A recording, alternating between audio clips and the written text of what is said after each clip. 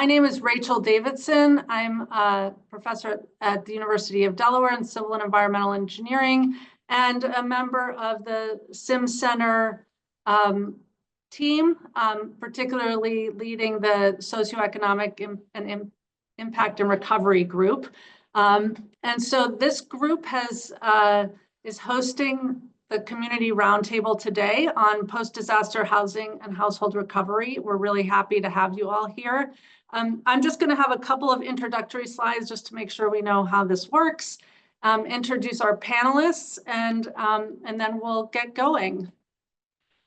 So the goals of having this roundtable, there are three that are pretty straightforward. We're just trying to promote learning about current challenges and recent advances related to this topic of post-disaster housing and household recovery, both practice and research. Try to identify opportunities where we can work together to continue to make new advances and foster dialogue within this community of researchers who are all interested in this topic. So I really appreciate you all joining. I think we have a wonderful collection of panelists and a wonderful collection of audience members from what I can tell. So the basic agenda, after these couple introductions to make sure we all know how Zoom works, we're going to have some panelist lightning talks. So just 6 or 7 minute talks by each of the 5 panelists to kind of get us started thinking about this topic from their different perspectives. And then we're going to have most of the time set aside for a discussion among the whole group. So with that in mind, how can you participate in the discussion? If you look at the bottom of your screen, you should see a button that says Q&A. So anytime from now on during this meeting, you can click that button and enter a question. You can enter it anonymously if you prefer, or with your name. You select send, and then I will be monitoring that, and so I can pose the questions to the panelists or to whoever. If you see someone else has written a question that you are really interested in, you can upvote it, and we'll see the ones that a lot of people are interested in. We'll go up to the top, and we'll make sure we get to those. You're also welcome to use the chat to engage in real-time discussion if you want. The Q&A, it's easier to just monitor one. So we prefer using the Q&A. That way everybody can see the questions you're asking and can upvote them if they like, but you're welcome to use the chat as well if you want. And then after the panelists present, if anybody wants to speak instead of writing a comment, you can use the raise hand function to pose a question or comment verbally, and please make sure that your name's displayed on the Zoom correctly if possible so that I can call on you, and then we will be able to have some discussion. So we have a fantastic collection of panelists today who all are experts on post-disaster housing and household recovery, but they come from different points of view. So I think it'll be a really rich discussion.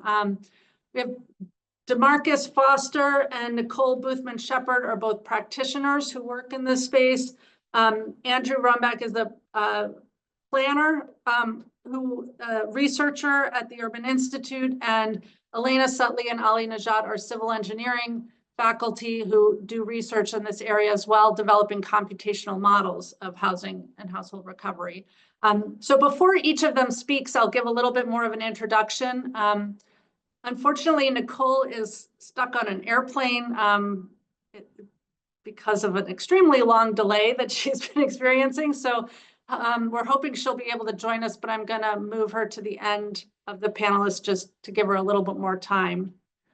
So with that, I want to start by introducing Demarcus, and I will let him share slides if he'd like.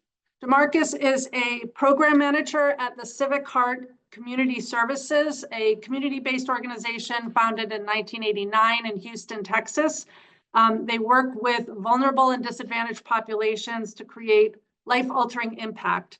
At Civic Heart, he spearheads projects that revitalize neighborhoods and enhance residents' quality of life. He has over 5 years experience in community development. He's successfully led initiatives that secured grant funding, increased community participation and stakeholder engagement. Mr. Foster earned a master's degree in urban planning and environmental policy and a bachelor's degree in industrial technology and design, both from Texas Southern University. I know he's also been experiencing a little bit of difficulty with the winter storm in Houston. So I'm glad your power's on and you're able to join us today, Demarcus. And with that, I'll let you share your presentation. Thank you so much. Give me a moment.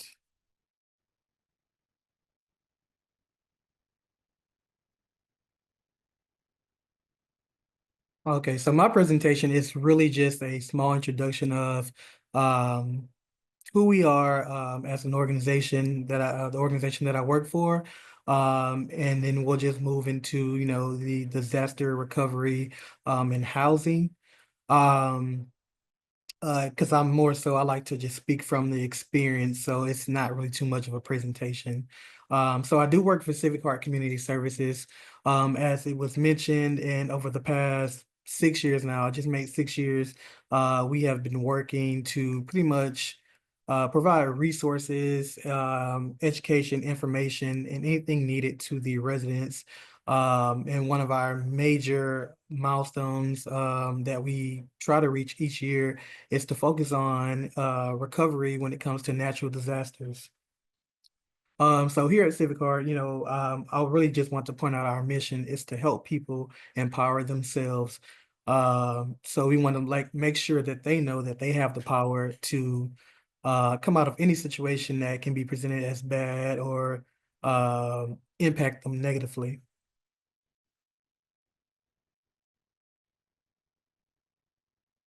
Here at Civic we have about 24 programs, but these are just our major programs. The one that I work in the most would be the Northern Third Ward, which is a community initiative here in Houston. We support the entire Houston area, but this is a neighborhood that faces, I would say, hardships. Right now, it's facing a lot of gentrification. When it comes to natural disasters, they tend to pretty much get the end of the benefits, I guess you could say, and we work to make sure that they can pretty much benefit from what's out there and be informed. And now moving to just, disasters and housing and household recovery. I live here in Houston, Texas, and I'm sure you've seen, the news about some of the many disasters we've had over the years. Going back all the way to, I believe, 2015, we had what was the Labor Day flood, and it was touted as one of the major floods that, would happen maybe every 100 years. And then in 2016, we had a tax day flood, which pretty much did the same thing. So in a 2-year time period, we had 2 floods that were caused by regular rainstorms that pretty much were, slated to happen maybe once every 100 years. And then in 2017, Hurricane Harvey came. So it was, of course, the flooding and also the, we had to deal with the winds, the, loss of housing, properties, just all of the devastation that comes with a hurricane. And, within the time period between the after Hurricane Harvey, we had a few more storms, a couple of more floods. And then we get to 2021 and we have this ice storm, I guess you can call it. And then that set us back as far as we lost power. A lot of people didn't have drinking water. It's all connected in some type of way here in Texas. And as of right now, we're having a ice storm. It's not as bad as it was then, but I myself, our office is closed. I lost power for a little while, but good thing they're working pretty fast now. It came back on. So it's just been, a struggle living here in Texas, I'll put it like that, or the Houston area. So one of our main focuses is to provide the resources and education and information to the people living in the area, particularly people who are low income. Majority of them are some type of minority, um, and they normally either don't know about the resources or don't know about what they can do when it comes to a natural disaster.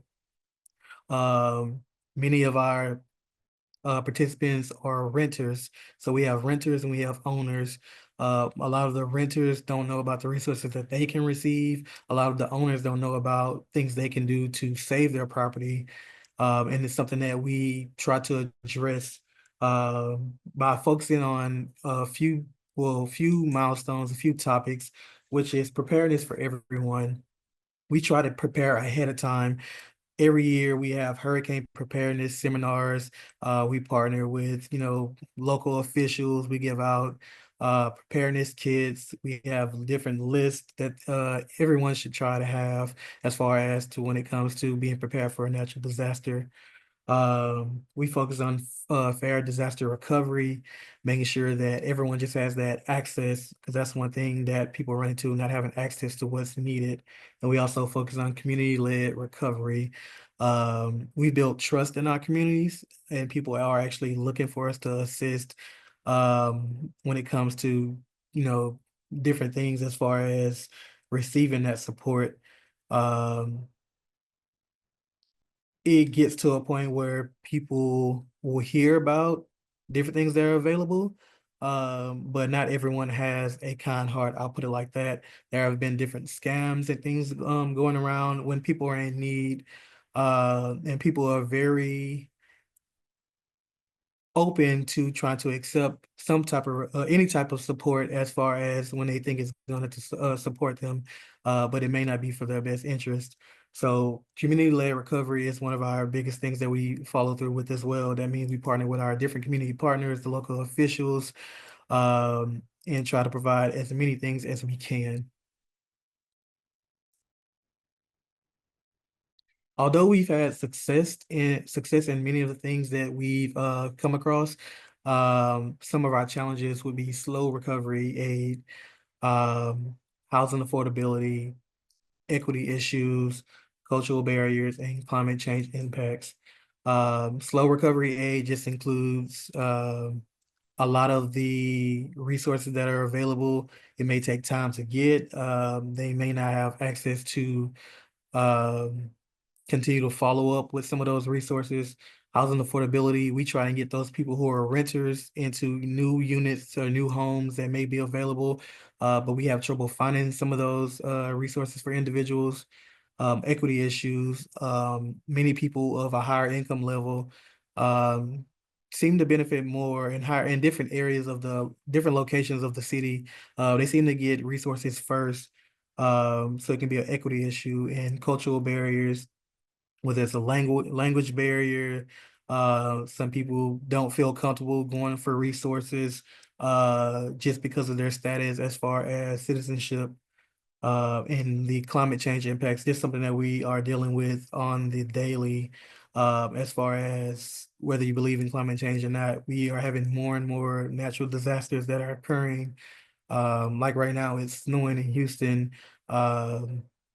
Which that rarely happens. And then you look at the number of hurricanes and different things that are happening. So those are our challenges, but I say that we have been successful in combating those challenges by providing resources and making sure that our people are covered and have access. That's the biggest thing, to have access to these resources when they normally would not. And with that, I will end my presentation and move forward to any type of QA that may be presented. Thank you so much, Demarcus.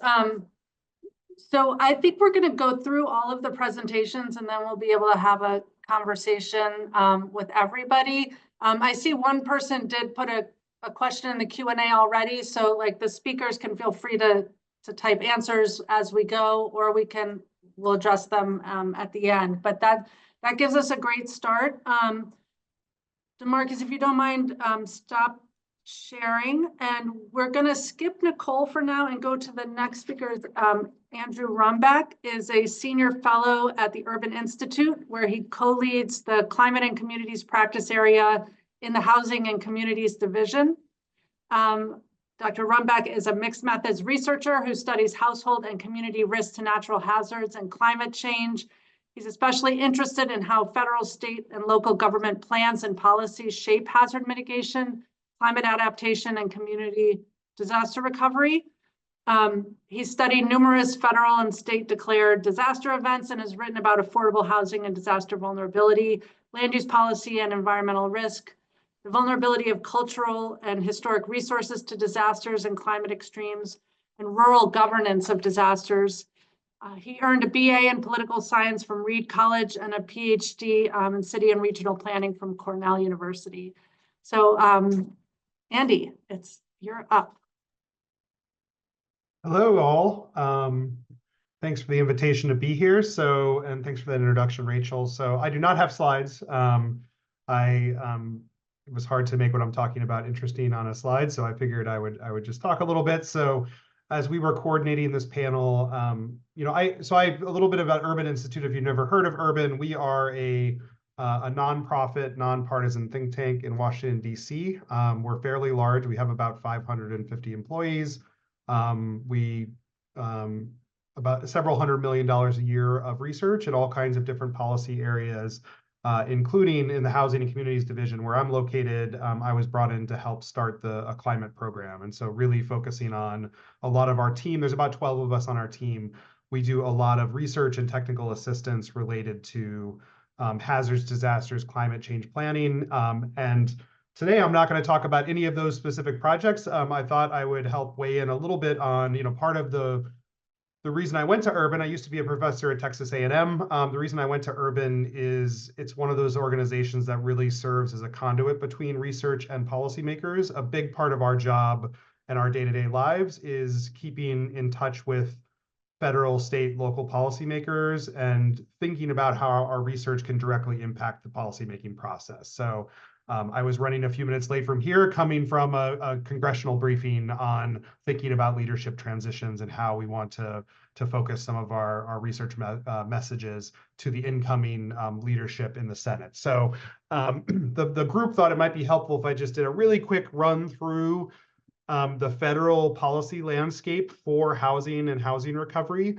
And I don't have a crystal ball, but at least maybe a few thoughts about what the future holds now that we have a new administration, a new party, what might be seen in the next coming months or years. So I thought I would start with Project 2025, which probably most of us are familiar with, but it is a deeply conservative sort of, if you could imagine a complete takeover and 100% of a conservative government, here's this vision of what federal government might look like. And each chapter was written by an individual or a group. And I think it's fair to say that there's a real hierarchy in federal government of the parts of government that really matter a lot to conservatives right now, and those that matter a little bit less. I would put disasters and especially disasters in the sort of care about it less category. So I don't think that we need to take Project 2025 nearly as seriously in its details as we might for other parts of the federal government where conservatives are really focused on reforming. But I do think that there's some really important key messages in there that I think will help or should give us a little bit of a roadmap to the next, what they hope to do. We'll see what actually happens. So one is just the emphasis on resilience and not on climate. They're very much about excising climate change from any thinking about federal government, but that doesn't mean they're not thinking about resilience. And that's the way the trick that they're sort of playing is like, oh yeah, we're going to suffer all these disasters and who knows if it's fossil fuels, but we should just be resilient to it. And so a lot of the emphasis is on resilience. How do we build stuff stronger, better capable of withstanding these events or recovering quickly? And so I think we're going to be hearing a lot about resilience, even coming out of the Republican side of the Congress. And there is a congressional working group on climate change on the Republican side, right? This is the world has changed, and there is much more serious conversations about climate now than maybe there even were 4 years ago. I think another key theme in that document that we're very likely to see is a big emphasis on reforming the way that the federal government supports disasters, making federal support much less common for disasters. Only in the rare cases of a catastrophic disaster, they basically want to put more responsibility on the shoulders of states and local governments, which, by the way, was actually an Obama era priority as well. So this is a bipartisan discussion for a long time, that our thresholds for federal declarations may be way too low. Maybe we should be requiring more of the states. Craig Fugate years ago talked about the sort of resilience deductible, where states would have to pay up to a certain amount before they would get federal support, but that's another key area. And then finally, they really hate NOAA and really want to see NOAA out of the federal government, because they see them as, I forget the exact quote, but harbingers of climate doom, whatever.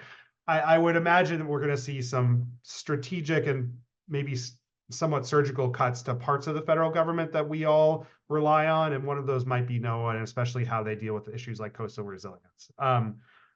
So that all being said, let's actually talk about a few of the 3 key programs that, at least from my perspective, are the most important for housing and housing recovery post-disaster that might be impacted by this change in administration. So first is obviously FEMA. As we were preparing for today's workshop, we hear news that they've appointed a temporary administrator who doesn't have any emergency management background, but the best we can tell from our conversations around Washington is the leading candidate to be the new FEMA administrator is the director of emergency management in the state of Florida, a very long experienced emergency manager. I think that I would guess they're signaling that there's not going to be a huge change, a huge shift in the way that FEMA operates. There was talk about Garrett Graves, who's an outgoing congressperson who was deeply involved in housing recovery in Louisiana and has big ideas about changing emergency management. There was a lot of talk about Garrett Graves being a leading voice. I think maybe if the Florida choice happens, that signals that maybe they're not planning to make that a key part of the agenda. Second, I think that we're likely to continue to see incremental improvements in the way that FEMA operates relative to folks on the ground, survivors' experience with programs. There's a lot of bipartisan frustration with the way that FEMA programs operate. And I think that we've seen on both sides of the aisle small bits of progress, like aligning due dates for different applications and a common application legislation, et cetera. We're likely to see those kind of things. But I think the big message is probably incremental, not transformative for FEMA.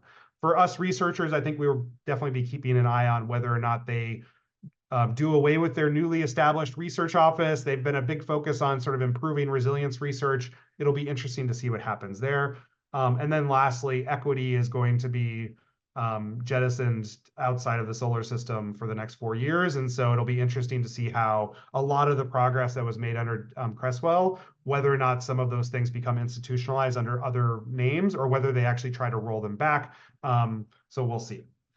Second, and I'll take just 2 more minutes. Second is HUD. Obviously runs the CDBG disaster recovery program, the second or sometimes first largest housing recovery effort in the country.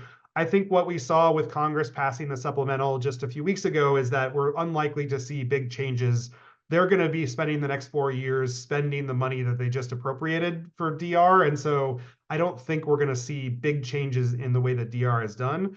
I think that more than likely, the only big change that could happen would be if Congress decides to permanently authorize DR, which again is a bipartisan priority, but it hasn't quite yet made it into a bill that has passed. But permanently authorizing DR would allow it to happen faster, would allow it to have a more permanent staff.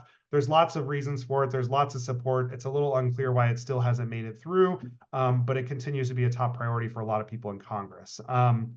And then lastly, with HUD, I think this California wildfire is going to be a really big question mark at the end, and how they approach the housing recovery question there. If we're going to see big changes at HUD, we're probably going to see it in the context of this wildfire.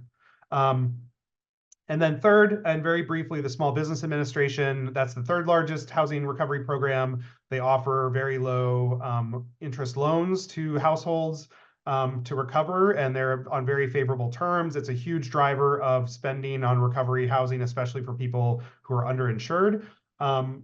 I would say that under the Biden administration, there was a big focus on establishing a resiliency program within SBA. They made some real important advancements on you being able to use SBA to also invest in mitigation up to a certain percentage of the SBA loan. We'll be watching to see what happens. Project 2025 recommended that they got rid of the SBA loan program and moved it into a different part of the federal government, but I would be surprised if that happened. I think, again, SBA will probably continue along mostly as it already exists.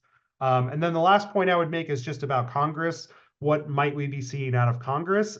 The two big things that I'm going to be focused on in the coming weeks and months is one, how does Congress approach this question of conditioning aid to California on other political priorities? That would be a big shift in the political environment around disaster aid, and it could cause really significant changes in recovery for housing, and I'm not exactly sure how or why, but it just seems that way.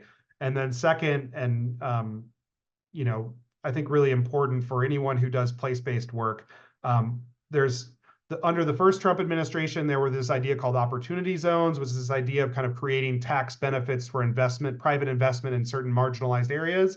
The Community Disaster Resilience Zone Act, which is a new program from FEMA that was passed under Biden, looks a lot like opportunity zones. And there was always intended to be a second piece of legislation to seeders that would allow for a tax benefit for investment in seeders.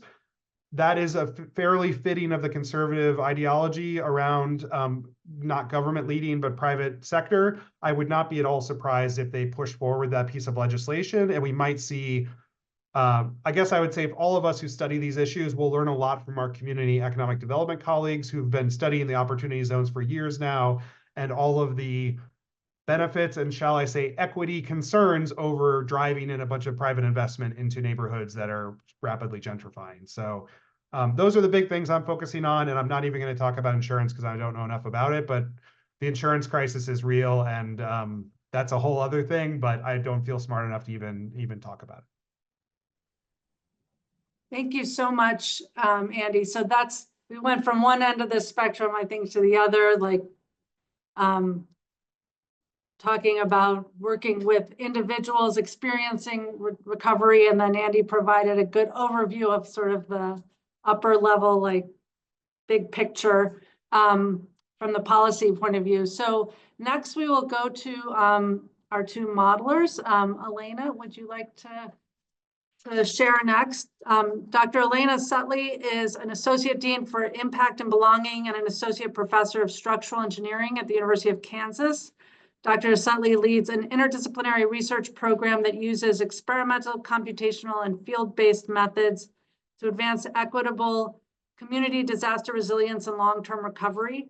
She serves on the Structural Engineering Institute's Board of Governors, the Executive Committee of the Infrastructure Resilience Division of the American Society of Civil Engineers, and on the Applied Technology Council's Board of Directors.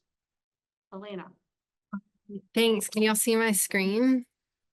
I'm just going to feel so boring after hearing from those two. So thanks, Demarcus and Andy, for the really excellent comments. I maybe went similarly with Andy, where I struggled to kind of put visuals to the points I wanted to make. So I came up with one boring slide. But in any case, I really appreciate the comments from the other panelists. I decided to focus on kind of topics that I'd love to stimulate discussion on once we move into the Q&A. And I've kind of captured these as challenges and opportunities that I see from, my work as a researcher, as Rachel mentioned, and housed in a civil engineering discipline, but working in that interdisciplinary space with social scientists and computer scientists and the like. And so I've came up with 6 challenges that I generally also like to think about as opportunities for innovation and advancement. And so the first of these that I want to discuss is tracking households and understanding why do they not return to their pre-disaster home. I think this is a really big interest of mine. I've done some modeling research around this topic, and having the data, having the assumptions, having having things in place to really understand how this process unfolds is something that's pretty hard to do. Tracking is really important because so often it is that movement and the number of moves and the places people stay during those moves that becomes so much of the differential and the disparate experience, whether someone has stable housing or unstable housing after a disaster, and then how you would really characterize their recovery experience. A second challenge is managed retreat or community-led relocation. And I think in some ways this is somewhat of a controversial topic. And so moving people out of harm's way as, perhaps a very critical mitigation and adaptation strategy, but it's a huge challenge, especially in a country with deep history in displacing people, particularly sovereign nations, ethnic and racial minorities, and those who are already living at the margins. So, I'm moved and wanted to stimulate discussion, I guess, around, when is it okay? When is relocating okay? So I want to discuss that so that people move. People move, right? They move by choice. Many people move many times in their life for their job, their family, their kids, their personal interests, their finances, for a lot of different reasons. And I think research shows that people with more resources tend to move by choice, and people with limited resources more often are moving out of necessity or by force. And while the context of the decision can be really different, regardless of resources, and when there's no disaster present in the conversation, people move. All right, that's a fact of life. So then when there is a natural disaster, when we are talking about climate adaptation, when is it okay to relocate? And I think this, this becomes a really big challenge in our research on this topic in determining acceptable levels of risk and designing housing structures, and determining, when it's appropriate to use relocation as an adaptation strategy, and understanding when it's really harmful for people to move or when it's acceptable and kind of a fact of life. So that's something I think is a big challenge, and kind of depending on who you talk to, you can get a really mixed bag of thoughts on that topic. A third challenge that I want to bring up is the relationship between mitigation and recovery. So I was part of a longitudinal study in Lumberton, North Carolina, that initiated in 2016 after Hurricane Matthew, and 2 years later, Lumberton experienced flooding by Hurricane Florence. So we were able to document household and business level preparedness actions that we were then able to document a connection to differential impact and recovery experiences related to those actions that they took ahead of Hurricane Florence. So while we know something on this topic of relating mitigation to recovery, that's one project. You probably all have projects you can point to too that have done something in this space. I think there's still so many unknowns, and it's still such a challenge to have a study that lasts long enough, that's in depth enough to truly connect mitigation actions to impact and recovery outcomes and experiences, and understand, does mitigation actually work, or do different types, what types of mitigation actions really work better, and do equity enhancing mitigation actions actually improve equitable outcomes? And just that temporal relationship is very complicated to measure, and so we need more longitudinal data collection, more longitudinal research, more comparisons across communities and mitigation and hazard types to draw those conclusions and test new theories on this topic. And I think this is true for extreme acute hazards, and I think it's a challenge that's only more important when we address chronic, slow onset hazards like those associated with climate change. So a fourth challenge is implementing changes in practice. Demarcus kind of mentioned this too. I'm not a practitioner, so in my mind, this is a huge challenge.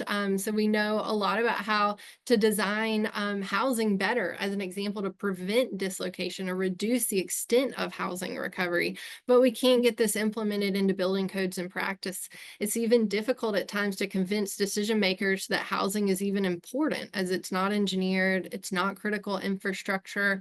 And so with that being said, I am really excited. I do think it's an opportunity, the current request for information out by HUD, and I hope that that goes in a really positive direction. But I think this just continues to be a challenge, and I think the work being done in the center that Dr. Nejat directs is certainly doing a lot around this topic as well. But implementing changes in practice with the building codes and on the mitigation side, but also I think this is true regarding better recovery policies.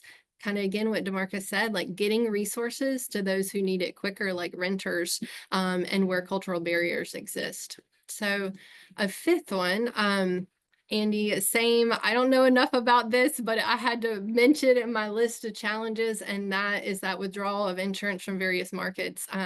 Insurance has historically been a key risk transfer mechanism, critical for resilience, especially for households and housing. And so, with insurance or insurers leaving markets, it just creates this whole new level of complexity and uncertainty. And then the last challenge that I want to bring up is ethics and positionality as a housing recovery research.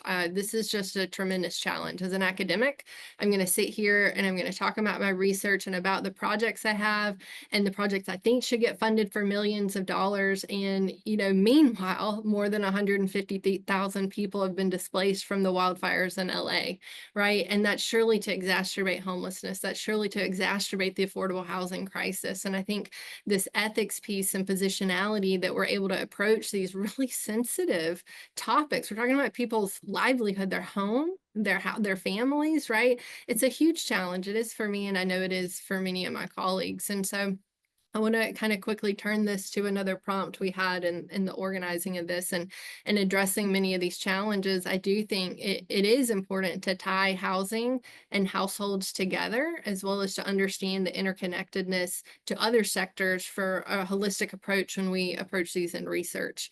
And so just a couple of anecdotes, the LA fires are, again, they're demonstrating that housing, households, businesses, employees are all interconnected. Residential, commercial buildings, they've burned, leaving as many as reportedly 35,000 low-income jobs that may be permanently lost because of the buildings that were lost, right? So tying back to this previous comment about homelessness, you have people without their home, without their employment. So if you want to understand community resilience, if you want to understand recovery processes, you need to make these connections across sector connections. And then kind of almost going back through my list of challenges, if you're going to track households, you need to understand the home they left and where they're headed. If you're going to look at community-led relocation, then you need to understand who, their history, the community's priorities, and what acceptable housing is going to be for those households. And how to make sure it has reduced risk. If you're looking at insurance, the insurance may be for the housing units or belongings, but it's carried by the household, and different types of households will carry different levels of insurance or none at all. And depending on the housing type, they'll have different coverage. And similarly, when we try to connect mitigation to recovery, we're talking about a household's or a building owner's actions on a physical space, the home, but then we're relating it to the implication of the household. So surely, depending on your research question or the focus of your work, perhaps you don't have to keep these linked, but in my perspective, that relationship is critical. All right, those are my comments. Thanks, Rachel. This is wonderful. Thank you. It's a lot of food for thought. I'm very tempted to jump into the discussion, but let's keep going. Try to remember your questions. You can add them in the Q&A as well, or the chat if you prefer. And we'll move to Professor Nejat. Dr. Ali Nejat is director of a HUD Center of Excellence in Climate Resilient and Equitable Housing, which focuses on evaluating climate risk to underserved communities, exploring equity and capacity benchmarks for disaster recovery, developing predictive models to identify community needs, and providing alternative housing solutions. Dr. Nejat is an associate professor of construction engineering at Texas Tech University, where his research centers on post-disaster housing dynamics, household recovery, and equitable community resilience to natural hazards. He received funding from agencies such as NSF, HUD, and the Texas DOT, and has an NSF Career Award on agent-based modeling of housing recovery. So Professor Nejat. Thank you so much, Rachel. And then I just want to say thank you for putting together, Neri, SimCenter, putting together such a great panel. And I appreciate everything that was discussed by the panel member, Elaina, and then Andy and Demarcus. I appreciate all of those. And those are very informative and educational. So I think unlike Andy, I was like basically carried away and ended up having a lot of slides. So, but I'm not gonna show all of them. I know that this is just like meant to be to provide like a broad overview of the type of research that we do. So, in the presentation, the slides that I've prepared, I try to basically play two roles: one as a researcher, the other one as a director of the center that Rachel just mentioned, which is a center for research excellence focused on climate resilient and equitable housing. And my goal is to provide an overview of what we do within that center, and if there are any interests for anyone, obviously for them to be involved and become engaged with that center. So I'll start with the research part first, and then I'll probably talk a little bit about the challenges, and then the importance of not necessarily looking at housing recovery, and then but household recovery, and then move on to basically the center. So in order to just provide you with like an overview of the type of research that we do, the majority of the research that I do with my team and all of my amazing collaborators is just mainly trying to understand what are the various parameters that affect housing recovery. And this can be either like the rebuilding of a damaged house, or as Elaina mentioned, maybe relocating to some other place. So as an alternative to recovery in general. So, and in order to be able to do that, and then I think as a researcher, I think we are very much obsessed with data, and this can be a source for like opportunities, but at the same time, a source for challenges that we normally see, relying our research on the data that is available. But normally the type of data that we use is basically some form of a proxy data of how people make decisions with regard to recovery. One of those can be the tax records, like an appraisal, tax assessment. So trying to see what was the record prior to damage and afterwards, just give you an idea at what time that specific parcel or like a place is recovered, assuming that the value of that has come back to what it was before, including like inflation and all of those. We do a lot of data collection from the community, and that can be through mail surveys. We actually did that for more Oklahoma tornado. Then we do telephone survey, block level data, as I mentioned before, census data basically, and any available federal funding data. Then we use many methodologies, like I want to say more on the quantitative side, that we do obviously geospatial analysis, various type of regression, and also at the same time we do a lot of simulation as well, which is like basically the agent-based modeling, trying to understand the behavior or how we can model the behavior of household within communities, so that even though it's very complex, it can provide us with some form of information on what to expect by changing scenarios down the road.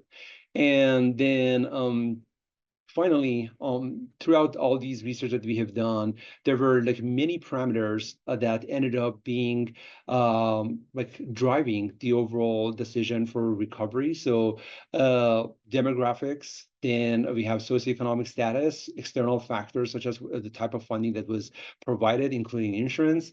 Then I'm looking at also the social ties, and then social network, and then location attachment, which is something that goes beyond, let's say, the housing recovery when we are talking about the physical, like basically entity of the house. So it's like there are a lot of other things that are involved.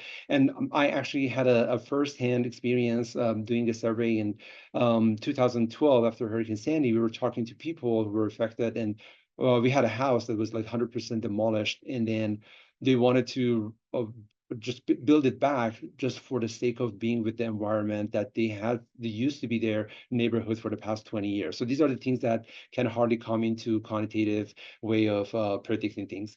So with regard to the challenges that we have faced, as I said, the majority of that would be centered around data. So obviously, that data, when we are thinking about housing recovery in general, it would be great if we have kind of a mixed method, having like a both qualitative and quantitative, trying to understand the whole picture from like a various perspective. And that's why I mentioned that we have data limitation, limited cross-sectional studies. Sometimes not having fine scale data can be also problematic, that you have to come up with some assumptions which might not necessarily be accurate, and then biasing the results that you're getting. There are some methodological constraints, as I said. It would be better if you just incorporate everything, like both on the qualitative and quantitative. And the other thing that we are actually facing right now is like basically the data sharing that would be tremendously helpful, or improving data sharing between various entities that are involved in disaster resistance framework, especially at the federal level, so that we can have a clear picture of what would be the community needs after disaster. And I'm specifically talking about HUD, the CDBGDR community development block grant, which is based on the community unmet needs. So and I've included some data sharing challenges, which is like basically going into more details. With that being said, let me just move forward to the center. I know that we don't have a lot of time. The center that I was talking about earlier, as I said, is like funded by Department of Housing and Urban Development. So Texas Tech is the lead institution for this. However, we have amazing colleagues and scholars as a part of the team who are leading our projects, the various type of projects within the center. Two of them are currently with us, Andy and also Elaina, who I have the pleasure of working with. So we have three focus areas within the center. One would be mainly on climate risk assessment. The goal for this is to see what has happened before and whether the extreme climate extremes is something that we can predict down the road in the future. And by knowing that, how can we can come up with some mitigation measure in order to avoid those from happening again. So look at some form of climate extreme, like in the past, and then try to kind of extrapolate by taking into account climate change and what to expect in the future. The second focus area would be trying to better address the community needs in the aftermath of disaster by developing models, and also understanding what are the definition of equity and also capacity, especially when it comes at the different scales, like from federal government, from the awardee of the grants, can be a state level down the road.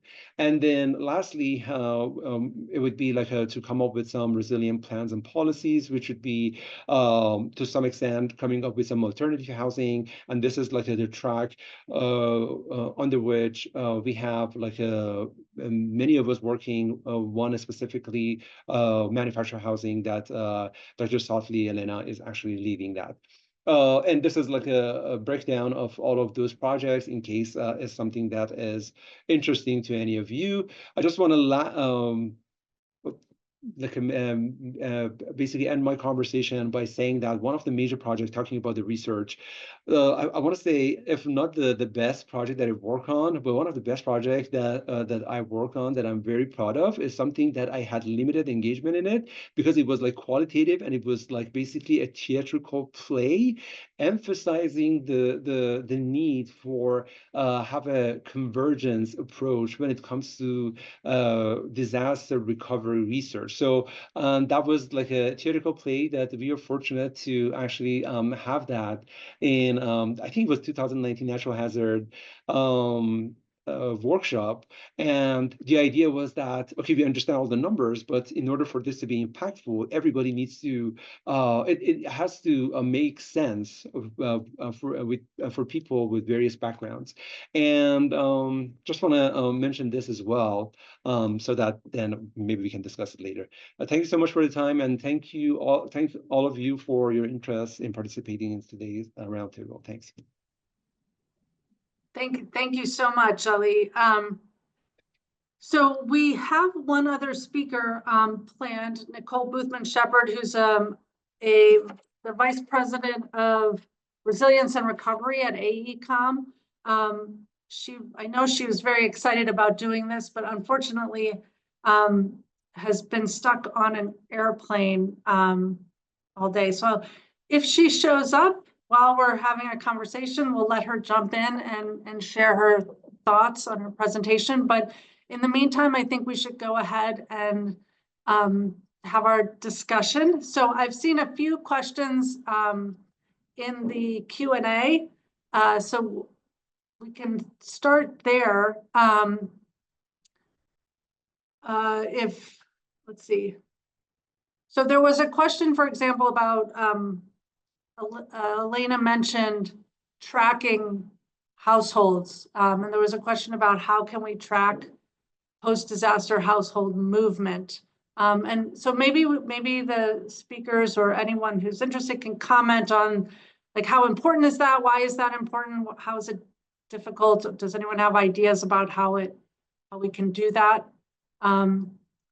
And I'll just add my 2 cents. I think it's sort of related to the idea of whether we think of recovery as something that happens to the place or to the people. So if some people leave permanently, are we following the people or are we following the place? And kind of related to that is, if recovery is not always returning to the way things were before an event, but what if the nature of the community changes? What if the type of people who leave is different than the type of people who come in, and that kind of thing? So I'll first maybe let, if any of the panelists want to comment on that.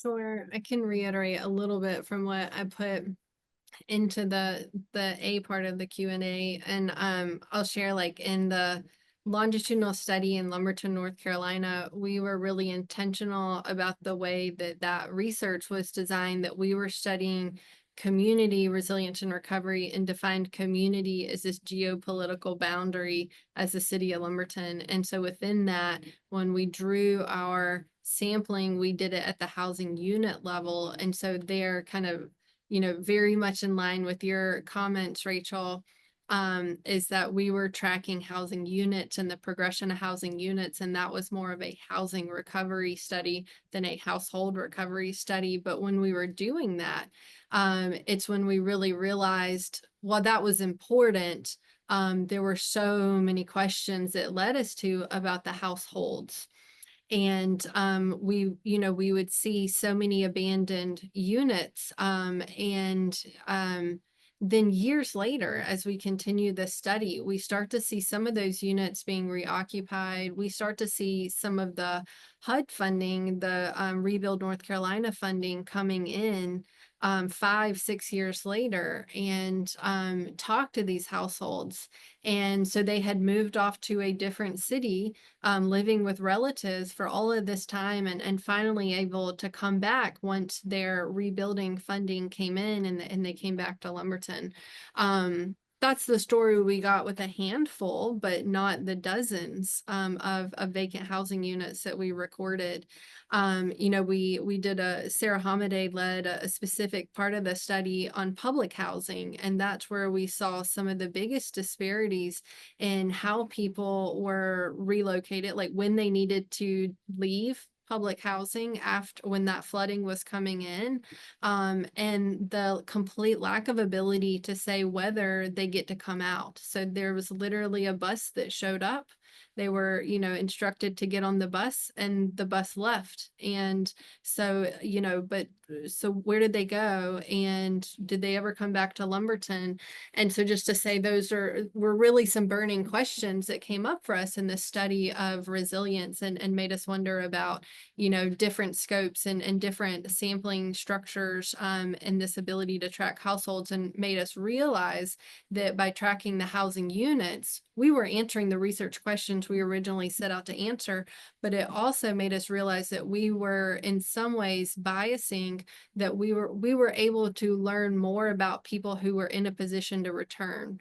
And so those who had some of those worst experiences, or are assumed worst experiences based on the conditions of the homes that they left, you know, a little bit more of an open question on. And so that's where this idea of tracking households became really critical in the research that we've continued to do together, Sarah and I and others, because, you know, to understand those who have some of the worst experiences, you know, you need to understand where they're going, where they're headed. And so just some context around that challenge, and why I think it's so important, and kind of where it came from, and at least in my line of research. And then I had just dropped into the chat, or the, you know, in terms of how you can do it, you know, Lori Peak and Alice Fothergill have this really wonderful study called Children of Katrina, where they tracked households and children for 7 years after Hurricane Katrina. And I think the way that they were able to study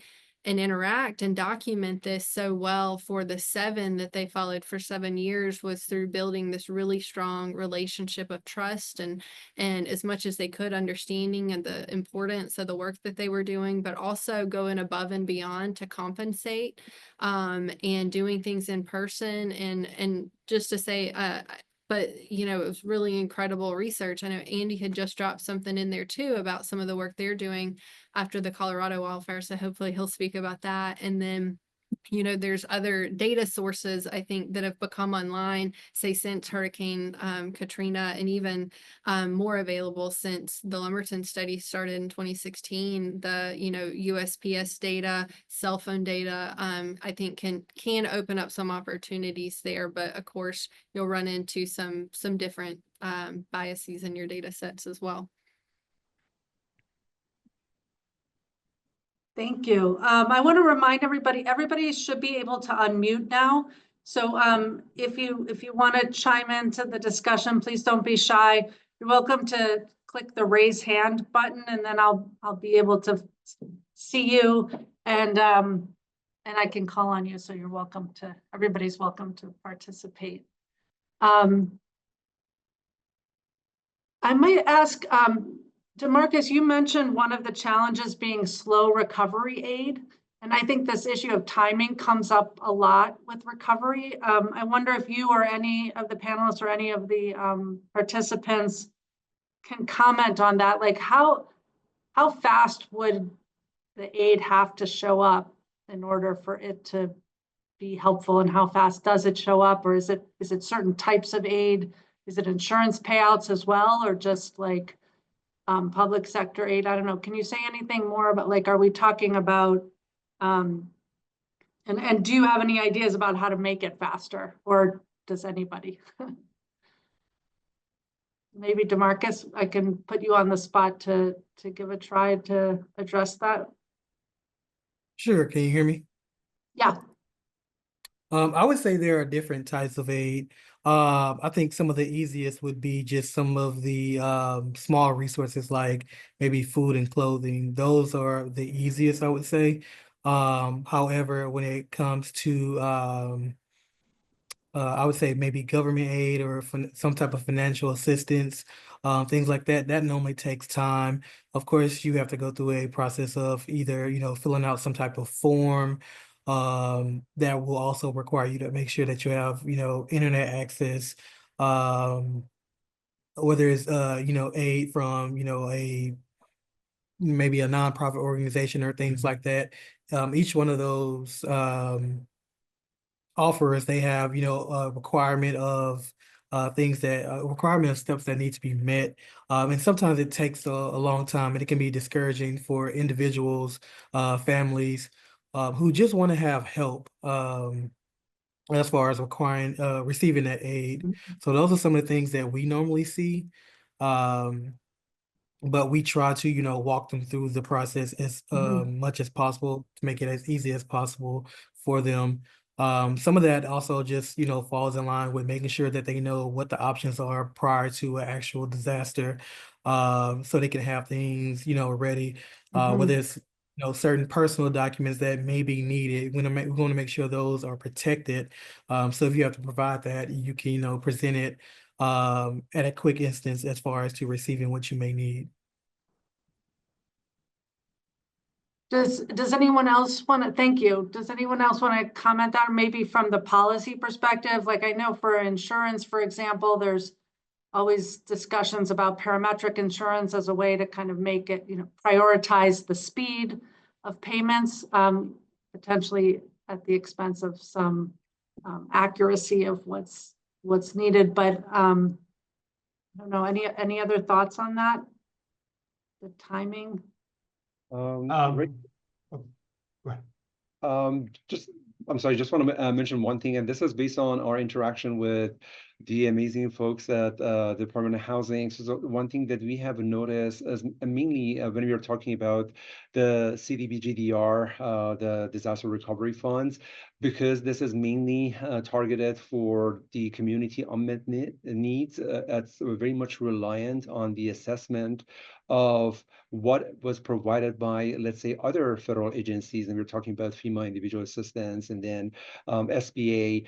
And even though that there are some form of data sharing available between those federal entities, there are some, it seems like there are some inconsistencies in terms of the way the data is being captured, the level that the data is available, which might affect the overall timing of the funding that is eventually becoming available through these programs. So, and one example of that is because of the privacy. I mean, you cannot be very detailed with regard to the data that is being collected and eventually be shared. And that might end up with not having a very accurate understanding of what has been provided and what the community unmet needs are. And this is, just want to share this because based on what we have been experiencing before. Thank you. Andy, were you gonna say something there? Yeah, sure. I think I think the speed of aid is partly an insurance issue, but also partly a policy issue. And we see a lot of research over the years showing that households with more financial resources recover faster, and that's because they have quicker access to financial resources, right? And so trying to replicate that with external aid is really important. But it's always important to point out progress, right? Like the whole controversy over FEMA only giving, quote unquote, only giving people $700 after Hurricane Helene. Well, that was a new program that FEMA has implemented just recently, specifically to get cash in people's hands as fast as possible. I think it's $750 for the LA wildfires. Similarly, you just saw HUD just put out what's called a universal notice for CDBG-DR, which is, without going into the details, it speeds up the DR process.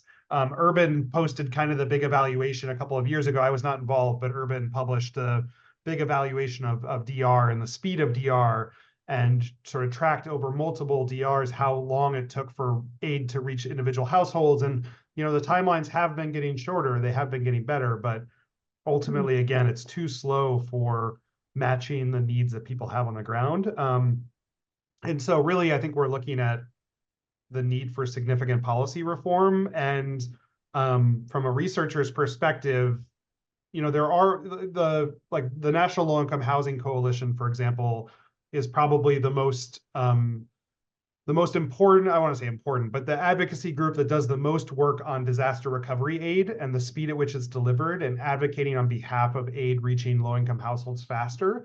And they're really a terrific group that they've put together that continues to bring together ground level researchers, including some really great organizations out of Texas, like Texas Appleseed, with congressional staff to try to design better aid programs. So that's, if you're interested in this question of like, why is early access to resources important for ultimately for not displacing people, for people being able to choose to stay home post-disaster, and then how can we have impactful research? I think looking at that group, the NLIHC and their disaster housing recovery group, and asking like, how could my research potentially benefit this group, would be a really good thing for those in the audience who might have relevant data to share.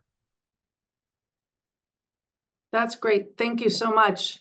I see a couple questions in the Q&A. So there's one asking, for the simulation work you're doing, what information inputs are most lacking and most critical in terms of housing inventory, population data, behavioral parameters, insurance, economic resources, workforce resources, government aid, et cetera? What are the biggest simulation pain points where the community could work together?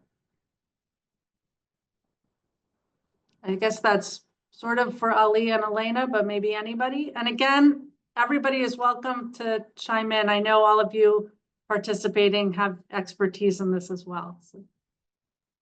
I'm happy to jump in and get started, and I agree. I see some really good modelers on the call right now, so love to hear from all. I think, you know, all of the my pain points, all of them. So all of them, just sweeping statement there. You know, in the work that I do specifically, I would, you know, behavior patterns and parameters are definitely some of the ones that I'm particularly interested in. And there's not a lot of good data to incorporate into modeling. And so that's kind of a discipline, behavioral science. Behavioral economics is a space that I'm actively kind of building collaborations out. But, you know, I'll say, like, Rachel and I have had conversations offline about the inventory for, you know, particularly different housing types. Manufactured housing got mentioned earlier, and they just don't show up in a lot of the housing inventories that exist, as well as other types of housing that support, say, those with the greatest needs. And so, I mean, I think each one of these I could continue to speak on. And so that's why I kind of say all of them. And so my interests are certainly, I tend to work more towards, I don't know. Yeah, all of them. I kind of work towards all of these, but, and, you know, economic resources, we have open FEMA data, and some of that's at the individual level, but, it can be so vague at times and spotty. And so, you know, the data we have on government aid, on other economic resources, extremely limited. Getting insurance data, people have done it. Few people have done it. And so it's especially good, robust, or holistic data. And so, you know, anything we can learn in those spaces to improve the way that we're able to advance, I would say, decision-making tools that might could inform some of the policy changes that Andy was just referencing, or being able to demonstrate, kind of to Rachel's point, what if we did get recovery aid faster? What would be the impact of that? I mean, I think that's the power or the hope for the simulation tools. And so, yeah, all of them.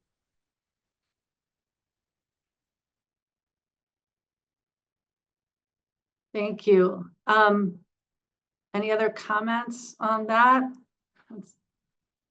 I would just briefly say that for, like, I don't know how many decades now, the failure of FEMA and federal agencies to appropriately share data with researchers is a huge issue. And I think it underlies a lot of these questions. You know, like, Urban was started by President Johnson to help support research on the anti-poverty programs, right? Many parts of the federal government have ironclad research agreements with academic institutions, nonprofit think tanks to do work to help them understand their work. And for whatever reason, FEMA and DHS over the years have been unwilling to do that, and they hide behind this idea of personally, you know, PID, personally identifiable information, but that doesn't stop other parts of the federal government. So again, it's just FEMA knows where every single person is who suffered from a disaster because they have all of the IA data. We could enroll all of those people into a cohort study and have a long-term cohort study of recovery and housing that would answer most of these questions tomorrow if they would allow us to do that. And so I was young when I started talking about this with older people. Now I'm getting older and you people are young, and maybe you can carry it, but at some point we need to crack open why the federal government won't collaborate with researchers to answer these basic questions. Where do people who rent go after a disaster? What happens to people living in mobile home parks that close down? What happens to housing market prices? How much displacement does that lead to? Like, these are the questions that we just get asked again and again and again and again. And we can't design good policy because we don't know the answers. And it's because they're afraid of the answers, I think. They just don't, it makes them look bad, and FEMA hates looking bad. And I don't know, it's a very frustrating place to be for all of us. Well, a good point, very good point to make. Since you just mentioned it as well, I think a lot of us are interested in the particular experiences of renters as well. Does anybody want to comment from any of your perspectives on kind of the particular challenges that renters face during recovery period, and how they can be addressed, or how they are being addressed? Any? I can Demarcus? that's what I've seen from some of the renters in my particular area.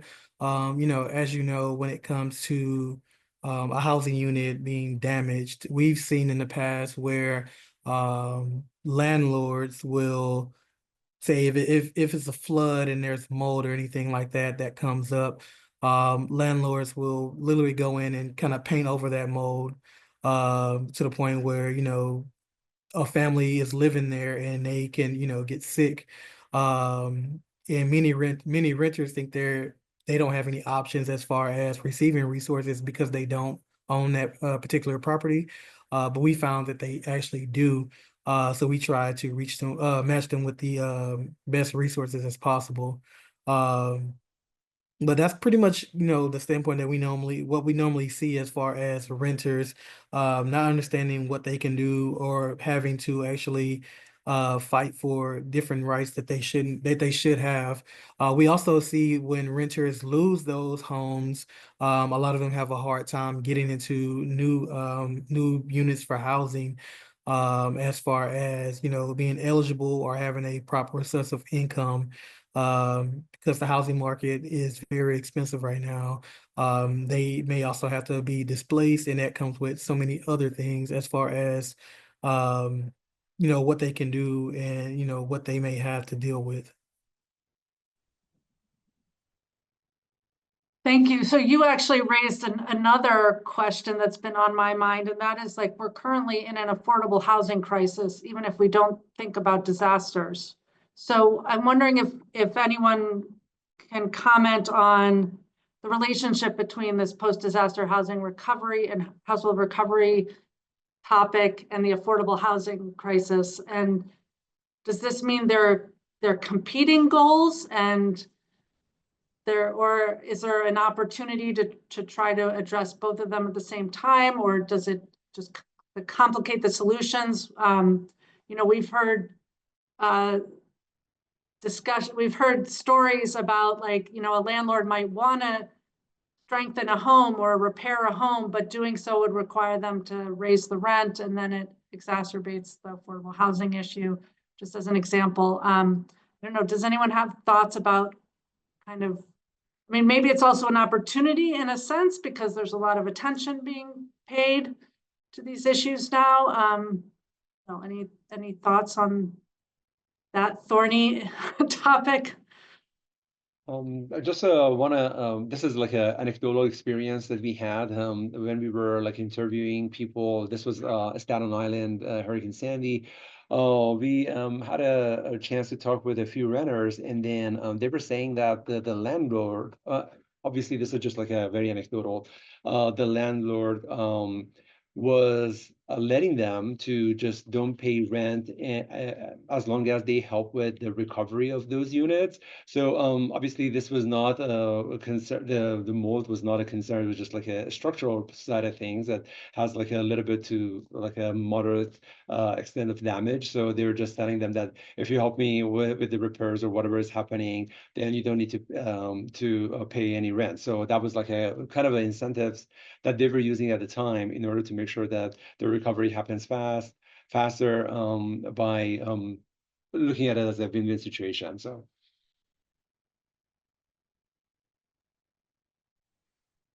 Hey, Rachel. Oh, please go ahead. I was gonna say I can chime in as a participant, and so we've done some work in this space, and I think it's so we found it's not only the affordability, but we have to also look at income after disasters and how it changes. So we actually found after hurricanes that affordability is actually in a lot of places improves, kind of lagged over time in places that experience hurricane and worse disasters. But we actually hypothesize, and there's that there's a lot of displacement, and so we can't look at affordability absent like changes in income and also changes in who is leaving and are lower income people leaving the area. So I think it's also like there's a lot of confounding factors, and it really leads what we find to like this really messy interactions. And which is in no way to say like the plate is like easy or something, but that it really needs to be studied, because it's not just this simple like renters like there's a loss of the supply, but there's also the change in wages, there's changes in where people live and whether or not there's migration as well. So I think all of those factors actually need to be considered when looking at from a research lens into renters as well. Yeah, thank you. Great point. Andy, were you gonna comment on that as well? Yeah. I mean, it's a huge issue. I mean, I think that again, I'll speak just less from a research perspective and more from a impact perspective. I think that there is a reluctance right now on behalf of a lot of affordable housing advocates to think about climate resiliency, in part because they're struggling to, right, the affordability crisis is real, but it's also we've been talking a lot about in our work about the true cost of housing and trying to sort of communicate the end-to-end cost of housing. When you site housing in hazardous areas, when you underinvest in infrastructure, you're right. It's cheaper up front, but it's more expensive in the long run, or you're transferring that cost to taxpayers. And so I think there's ways to approach the questions, but I think there's also, the housing market dynamics in LA are completely different than Florida, right? And in terms of like what happened, right? So that's the other big challenge we all face is it's really difficult to characterize these things in any particular way. Housing markets are extremely segmented and extremely regional. And I think it's just important. I think it's important to keep in mind that often we need multiple reliable understandings of the dynamics of these events, and that our current way that we're set up to study these things is not at all sufficient for understanding these. You'll have some really good ex post analyses by economists and others who will sort of troll data sets to try to come up with some sort of fundamental variables. But as Allison just said, these are place and context dependent. They often are dynamic with policy, much better suited to a regional researcher who really knows a metro area than a national perspective on a question. And yet all of our incentives, at least in academia, are flipped the other way around. That's the kind of, I think that's why, proposals like Elaina's and others to create regional research laboratories on these questions is important, because the answer, the problems, the solutions, and the answers are going to look different in different parts of the country. And the same with the affordable housing crisis. It just looks very different in Houston than it does in Washington, D.C. Thank you. We're getting close to the end of our time, so I want to make sure anybody who's got questions has an opportunity or comments to share them. And I'll also ask in the last 5 minutes or so if anyone has thoughts about topics for future community roundtables. So The SimCenter is hosting a number of additional roundtables on different topics, and this group will be hosting another one in the spring. So if you have thoughts on the type of topics that you're interested in, or it could be something related to what we're discussing today, or a subset of this, or if we feel like we haven't answered all the housing recovery questions today, we could have another one about this or other topics. So if you have any thoughts, please either raise your hand or put them in the chat or the Q&A. That would be great. But we also do still have time for a few more comments and questions.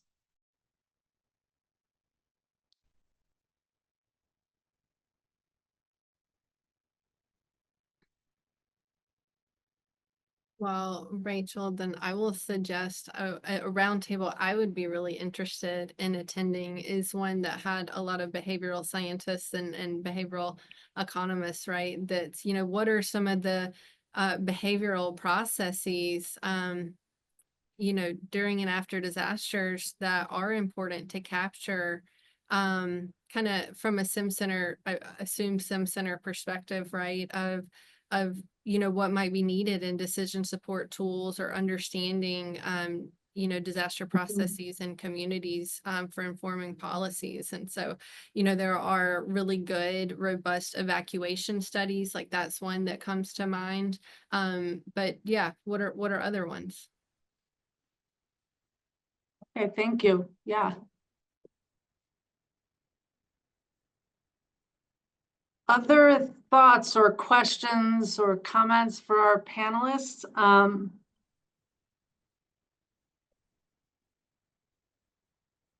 So maybe I'll ask one last question, we have a couple minutes. If you had to, I know this is a very complicated topic. There's a lot of, we have to think of it as a big picture, as Allison was saying.